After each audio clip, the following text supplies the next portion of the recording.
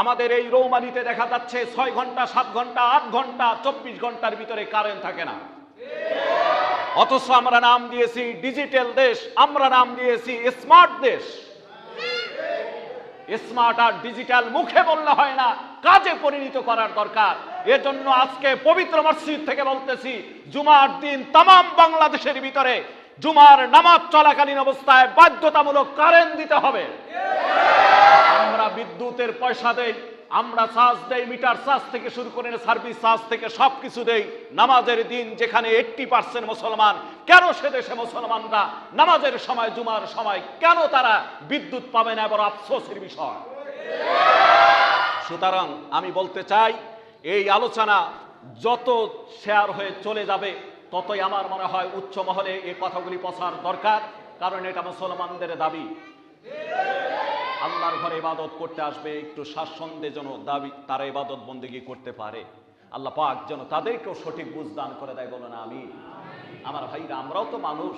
যারা ঢাকায় থাকেন, যারা ভিআইপি এলাকায় থাকেন, তাদের যদি 24 ঘন্টা কারেন্ট সার্ভিস থাকতে পারে, তাহলে আমরাও প্রত্যন্ত অঞ্চলে যতটাই থাকি না কেন, আমরাও মানুষ।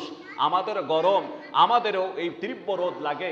আমাদেরও তো এই বিদ্যুৎ ব্যবস্থাপনাটাকে একটু ভালো হওয়ার প্রয়োজন বলে মনে করি। কিন্তু দেখি আজকে ভিআইপি এলাকার ভিতরে ঠিকই কারেন্ট থাকে 24 ঘন্টা, আর আমরা এই দেশের নাগরিক হয়ে মনে হয় ভাড়াটিয়ার মতো 24 ঘন্টার ভিতরে আমাদের 7-8 ঘন্টাই কারেন্ট নেই।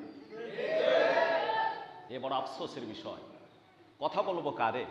বলবো কাকে? কি চোরের কাছে ধর্মের কাহিনী বলে তো লাভ হয় না, হয় কি? লাভ হয় না। বড় আফসোসের বিষয়। এজন্যই আজকে যারা নামাজ পড়তে এসেছেন সে সমস্ত মুসল্লিদেরকে একটা কথা লক্ষ্য করে বলবো, সমর্থনের সময় আসলে আমরা অনেকেই জানি না ভোট শব্দের অর্থটা কি। ভোট শব্দটার অর্থই হচ্ছে কাউকে সমর্থন করা। কি করা ভাই? সমর্থন করা, কাউকে সাপোর্ট করা। তো 5-6টা অর্থের ভিতরে প্রথম অর্থটা দাঁড়ায় কাউকে সমর্থন করা।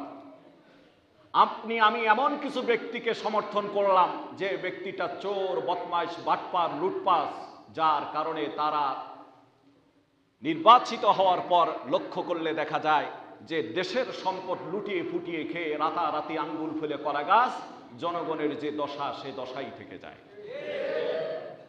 নির্বাচন করার সময় চিন্তা চেতনা করার দরকার। আল্লাহ পাক আমাদেরকে সহি বুঝ দান করুক, বলো না আমিন। আরো জোরে বলেন আমিন। সম্মানিত ভাইরা, আজকে আর কথা বাড়াচ্ছি না। এই কথা শেষ করার পূর্ব মুহূর্তে একটি কথা আপনাদের মাঝে বলে দিতে চাই।